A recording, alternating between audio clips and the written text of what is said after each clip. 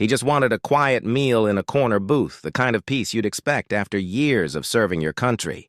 But peace was the last thing he found that day. A stranger's cruel words cut through the diner like a knife, dripping with arrogance and something even darker. The room went silent, eyes shifted away, and the insult hung in the air heavier than the smell of coffee. What the bully never knew was that the man he targeted wasn't alone. His quiet dignity carried history, sacrifice, and a connection that would turn the tables in a way no one in that diner would ever forget. It was supposed to be a quiet afternoon. A retired veteran, carrying years of service and sacrifice, had made this simple diner part of his routine. He came here not for anything fancy, but for the small comforts: black coffee, scrambled eggs, the familiar chatter of regulars. To most, he was just another older man in a worn jacket. But beneath those lines on his face were stories of courage and battles fought far from home, stories few in that room would ever hear. He didn't wear his pride like a badge. It was in the way he stood tall, even in silence. For him, this diner was a safe space, a place where life felt normal again. Yet it's often in these ordinary moments where storms build quietly. Sitting there with a calm smile, he had no idea that someone in the same room would look at him not with respect, but with contempt. A man nursing his own bitterness was watching him closely, seeing not a veteran's sacrifice, but only the color of his skin. In that instant, the stage was set, not just for an insult, but for a confrontation that exposed more than anyone in the diner was prepared for. The diner's usual hum of plates and low conversation carried on, but at one table the air began to shift. A man across the room watched the veteran with narrowed eyes, his smirk curling in a way that carried no friendliness at all. He leaned back in his chair, loudly tapping his fork against a plate as though demanding the room's attention. The veteran remained calm, his focus on his meal, but the stares began to grow heavier. A murmur rippled through the room, the kind of silence that isn't really silent at all, but filled with unspoken tension waiting to break. Then it happened. The man spat out words coated with venom, mocking the veteran's age, his appearance, and worst of all, his race. What should have been an ordinary lunch became a weaponized stage where one man's prejudice filled every corner of the diner. Heads turned, some with discomfort, others with shame, and too many with silent approval. The veteran didn't flinch. Years of discipline had taught him restraint. But inside, his dignity was being dragged across the floor while others chose to look away. The bully spoke louder, feeding off the silence, as if daring anyone to challenge him. He exaggerated every insult, making sure the whole diner focused on the spectacle. "What kind of man are you?" His actions suggested, though his words twisted the real truth. He wasn't exposing weakness, he was revealing his own cruelty.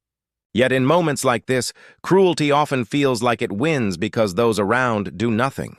The veteran kept his composure, his hands folded neatly, his back unbowed. But the sting was there.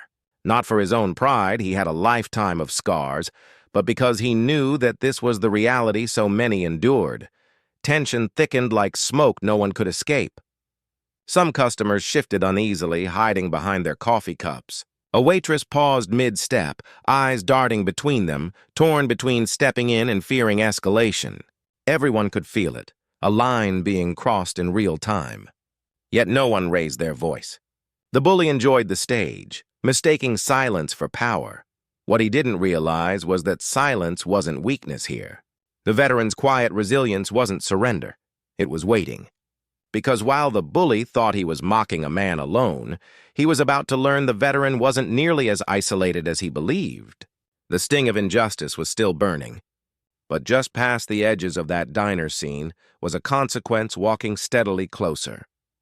As the bully leaned forward, his gaze dripping with smug satisfaction, the imbalance of the room screamed louder than his insults.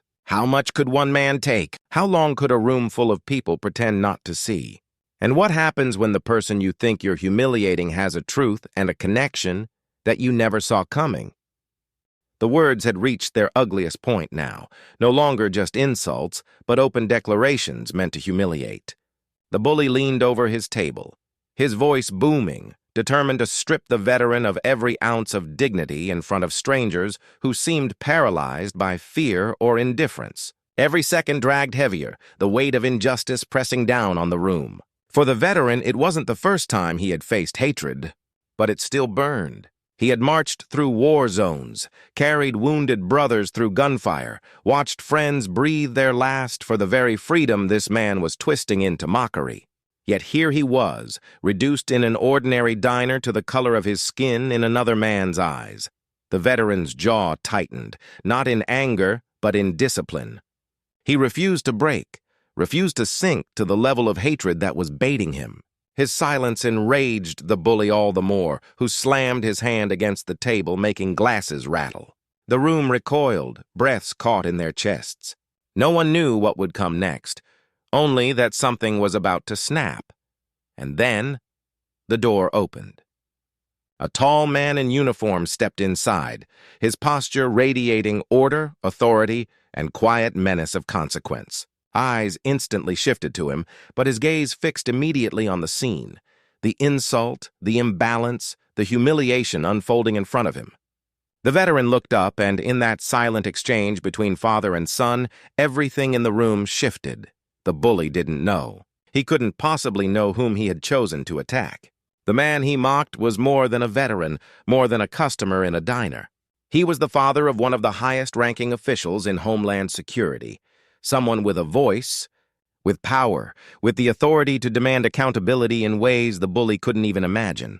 Now, the air was electric, not with hate, but with the sharp edge of justice approaching. The question wasn't whether the insult would stand. The only question left hanging in that charged silence was this: what happens when cruelty collides headfirst with consequence? The diner felt frozen in that moment, every pair of eyes shifting from the bully's twisted grin to the man now standing in full authority. The son didn't shout. He didn't need to. His presence was enough to strip the bully of his false bravado. The veteran remained calm, still seated, the embodiment of quiet dignity. Justice didn't come in the form of fists or rage. It arrived in the undeniable weight of truth.